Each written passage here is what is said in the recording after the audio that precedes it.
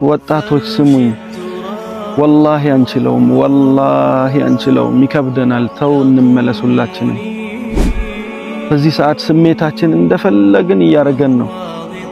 መጠጣት ሲያምረን እንደፈለግን እየጠጣን ነው። ዝሙት ሲያምረን ከሴት ጋር እንደፈለግን እየሆንን ነው። በቃ ምንም የበላይ ተቆጣጣሪ የሌለብን ህይወታችንን እንደፈለግን መኖር እንደሚችል ሰው እየሆንን ነው። እባካችሁ ይሄ ቦታ አለብን። እባካችሁ ቀብር የሚባል ከባድ ቦታ አለብን። ምን የመሳሰሉ በሀብትም በቁንጅናም በምንም ከኛ የተሻሉ ሰዎችን ሁላ ጠቅልሎ ያቀፈ ቦታ ቀብር አለብን። ቀብር ከባድ ነው ወላሂ፣ መኑኝ አንችለውም ወጣቶች። ኡስታዝ ያልሆነውም ከመስጂድ ውጭ ያለውም ሰው ሁላችንም ተዘፍቀናል በሐራም። ሁላችንም ጀርባችን ቆሻሻ ነው። ሰው ፊት ነው የምንመሳሰለው የምናስመስለው። አላህ ጀርባችንንም ፊት ለፊታችንንም ያሳምርልን። ይሄ ቦታ ደግሞ ጀርባቸው የሚያስጠላ ቆሻሻ ሰዎች ስቃይን የሚያዩበት የቀብር ከባድ ቦታ ነው። ሁላችንም እንገባበት ነው። እመኑኝ ወጣቶች ወላሂ አንችለውም። እህቶቼ ወንድሞቼ አንችለውም። ዑስማን ኢብኑ አፋን እየመጣ ያለቅስ ነበር ቀብር ጋር። ዑስማን ኢብኑ አፋን ሶስተኛው ትልቅ ሰሃባ። ምንድነው ዑስማን ይሄን ያህል ቀብር የሚያስለቅስህ ጺምህ እስኪረጥብ ድረስ ሲባል ነብዬ እኮ አስተምረውኛል። ማ ረአይቱ መንዘረን ኢላ ወልቀብሩ አፍዘዑ ሚንሁ ብለውኛል።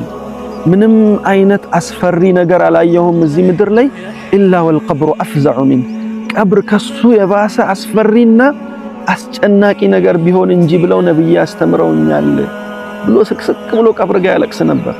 ነብያችን አለይሂ ሰላቱ ወሰላም በሐዲሳቸው ወዳጆችህ፣ ጓደኞችህ፣ ዘመዶችህ የሀገር ሰው ሰብስቦ መጥቶ እዚህ ጉርጋድ ውስጥ ከከተተህ በኋላ ከቶታች አስተኝቶ አፈር ከመለሰብህ በኋላ ወላሂ የተረጋገጠን እነዛ ቤተሰቦቹ ሲመለሱ አፈር ስር ተኝተን ኮቴያቸውን እንሰማለን።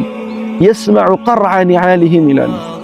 አፈር ስር ታች ተኝተን ለመሳል ሞክሩ። ስዕሉን ወጣቶች ባካችሁ እንችለዋለን ወይ? ብቻችንን ጥለውን ሲሄዱ ኮቴያቸውን እየሰማን እኛ ከአፈር ታች ነን።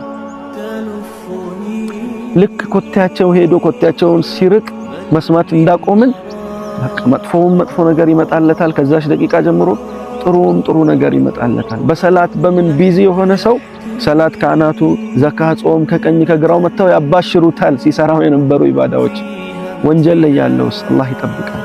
የቀብር የተለያየ አይነት ቅጣት ይመጣበታል።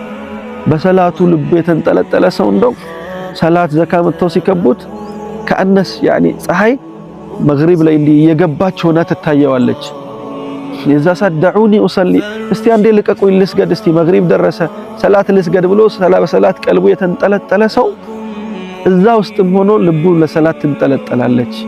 አብሽር ተብሎ ጀነት አይኑ እስከሚታየው ድረስ ይከፈትለታል። የኔና የናንተ አይነት ወጣቶች ድብቃችን ላይ የሐራም ማአት ያለብን በግልጽም አላህን እንደፈለግን ከሴት ጋር ዝሙት ሲያምረን ኸምር በተለይ የዚህ ጊዜ ወጣቶች ኸምር ሲያምረን ሁሉ ነገር እንደፈለግን ስሜታችንን ተከትለን ምናተራምስ ወጣቶችስ ይሄ ቤት ምን ይመስላል? ይሄን ቤት ብቻችንን ጭንቀቱን እንችለዋለን ወይ?